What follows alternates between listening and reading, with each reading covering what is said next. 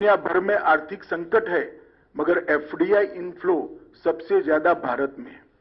FII inflow भी नवंबर में record जगह पे पहुंचा है।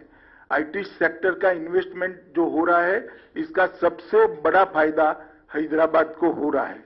हमने देखा है कि हैदराबाद में भारत की योजना और प्रधानमंत्री जी के सबसे संपर्क से कई बड़ी बड़ी कंपनियां आकर्षित होकर यहां पर अपना इन्वेस्टमेंट किया है और मेक इन इंडिया की चमक भी हैदराबाद के अंदर बढ़ी है। मोदी जी ने एक बहुत बड़ा रिफॉर्म किया है। अब न केवल वर्क फ्रॉम होम, इसकी जगह वर्क फ्रॉम एनीवेयर के लिए रास्ता खुला है और इसका सबसे बड़ा फायदा हैदराबाद के युवाओं को होने वाला है, जो आईटी प्रोफेशनल है उनको होने वाला है। ये मिनी भारत है। भारत भर के युवा यहां आते हैं, इनको वर्क फॉर होम की साथ साथ वर्क फ्रॉम एनीवेयर, ये योजना का सबसे बड़ा फायदा अगर किसी एक शहर के युवाओं को होना है तो वो हैदराबाद को होना है।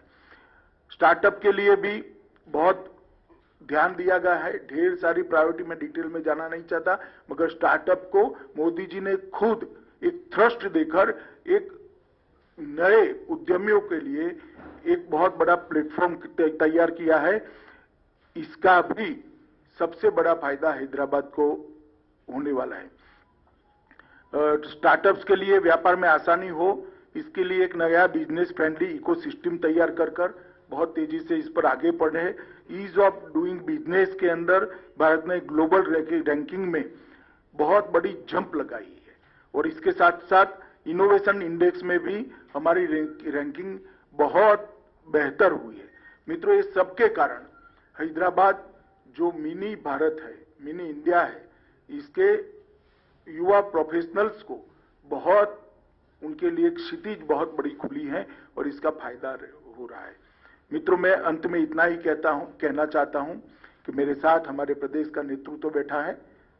मैं आपको हैदराबाद की जनता को भरोसा दिलाना चाहता हूं कि हम हैदराबाद को नवाब निजाम कल्चर से मुक्त होकर एक मिनी इंडिया बने, ऐसा शहर बनाने की दिशा में आगे बढ़ेंगे। निजाम कल्चर को त्याग कर एक आधुनिक शहर बने, इस प्रकार का हम हैदराबाद को बनाएंगे। यहां किसी का अपीसमेंट नहीं होगा, किसी के साथ अन्याय भी नहीं होगा। इस प्रकार की नई कार्य संस्कृति का विकास हम यहां पर करेंगे। हम डायनेस्टी से डेमोक्रेसी की ओर जाना चाहते हैं। चाहे ओवैसी साहब की पार्टी हो, चाहे टीआरएस की पार्टी हो, हमें तो बहुत सवाल करती हैं, मगर मैं पूछना चाहता हूं कि इतने बड़े तेलंगाना में आपके परिवार के अलावे आपको कोई नहीं मिलता है जी? आपके बाद आपका परिवार ही क्यों आता रहता है और किसी में टैलेंट ही नहीं है? हम डायनेस्टी से डेमोक्रेसी की ओर देश के लोकतंत्र को ले जाना चाहते हैं, हैदराबाद और तेलंगाना को ले जाना, भ्रष्टाचार से पारदर्शिता की ओर ले जाना चाहते हैं। भ्रष्टाचार सारी सीमाएं लांघ गया। अपने अपने रहन सहन को देख लीजिए तो आपको मालूम पड़ेगा कि किस प्रकार का भ्रष्टाचार तेलंगाना की जनता ने सहन किया है। तुष्टीकरण से हम सम विकास की ओर जाना चाहते हैं। किसी का अपीसमेंट नहीं करेंगे, सबको बरोबर मौके मिलेंगे और हैदराबाद की जनता का बहुत बड़ा हिस्सा जो अपमानित महसूस करता है अपने आप को, उनको हम भरोसा दिलाना चाहता है किसी की भी हिम्मत नहीं होगी आपको दोयम दर्जे के नागरिक बताने की। इस प्रकार का सम विकास का हम वातावरण करेंगे। बाढ़ से डूबे शहर को बाढ़ मुक्त शहर बनाना चाहते हैं। और मैं एक सवाल फिर से श्रीमान चंद्रशेखर राव जी से पूछना चाहता हूं, ये मजलिस के साथ आप जो समझौता करते हो, इसमें हमें कोई आपत्ति नहीं है।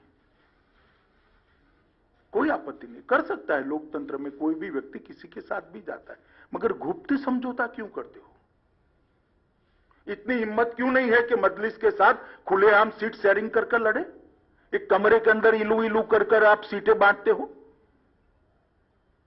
सार्वजनिक रूप से हैदराबाद की जनता के सामने, अभी भी प्रचार में 1 घंटा बाकी, कह दीजिए कि हां हमारा मजलिस के साथ समझौता है। क्यों हिम्मत नहीं है आपकी?